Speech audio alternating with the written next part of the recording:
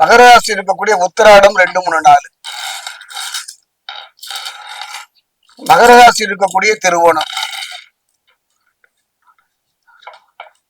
மகர ராசி இருக்கக்கூடிய அவிட்டம் 1, 2.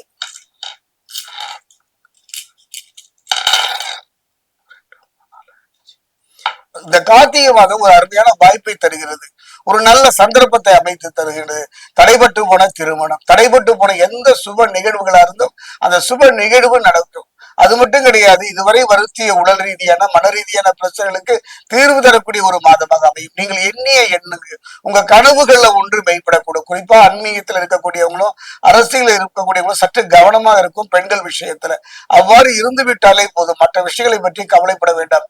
அதே நேரத்துல பாத்தீங்கன்னா ஏதோ ஒரு இனம் புரியாத ஒரு பயம் அடி வயிற்றில் இருந்து கொண்டுதான் இருக்கும்.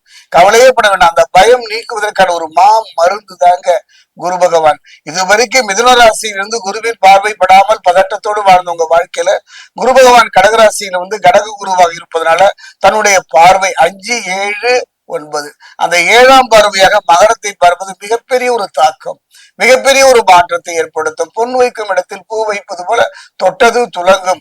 அதே நேரம் சற்று கவனமா இருக்கணும், நிதானமா இருக்கணும்.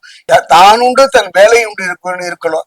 அடுத்தவங்க பிரச்சனையில மூக்கு நுழைப்பாமலும் முன்ஜாமல் செய்வாமலும் இருப்பது சிறப்பு.